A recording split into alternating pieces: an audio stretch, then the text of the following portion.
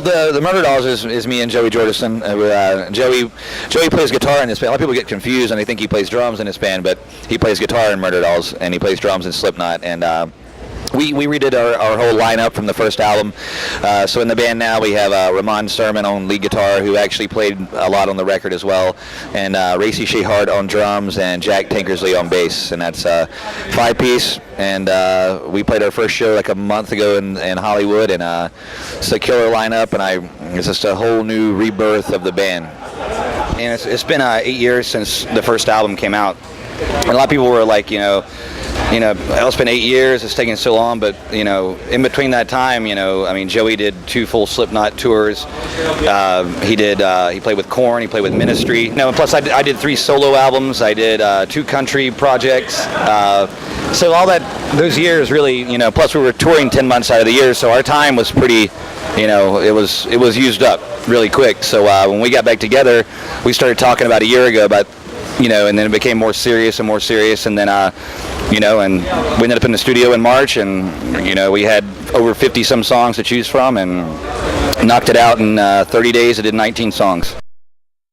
We were brought up, and the way we soak stuff in as children, and just speaking for myself, as a kid, I balanced a really good diet between G.I. Joe and watching Dracula. I just constantly, always associated that imagery with music. Once I saw Alice Cooper, and I saw Kiss, and I saw this kind of stuff. So it's like, those are the kind of bands that we look up to, but we don't necessarily try to say, oh, well, we're ripping them off, or we're just like them, or anything like that. We take a little bit of influence out of everything. So, there's influence on the new record from Slayer. There's all kind of bands all over the place that we go from, and but I think it's just the whole horror imagery and just the whole death thing has just always been around rock and roll music, and the scarier the bands were, the more I liked them.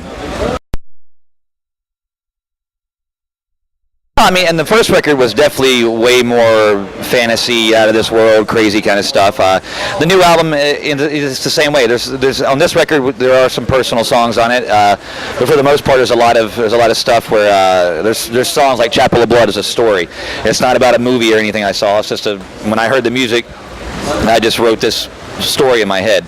Same thing with Summertime Suicide. It's a story. So as opposed to the last record, I would watch Dawn of the Dead and go, okay, cool, I'm writing all this stuff down, and then this record, I'm telling stories, which are still hard out. It's a lot better than going and beating someone up on the street or killing someone. You can go on stage, you can exercise your demons and get them out, and that's what I do with my music. For me, it's like music's like a pill for me. If I got to have it every day. If I'm not playing it, I'm listening to it, and so it's just it's a great outlet for me to get out my personal demons and stuff. But but it's never a thing where I want anyone to get hurt or encourage the crowd to hurt each other or anything like that. We're not into that type of thing, but that will happen at concerts, and that's what happens.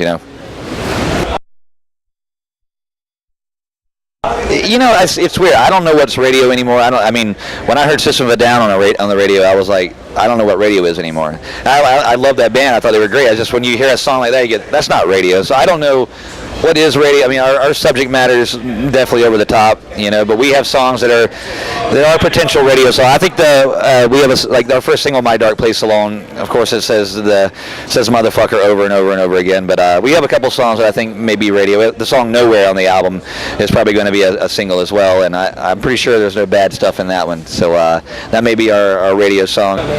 It's energetic, yeah. Yeah, super energetic.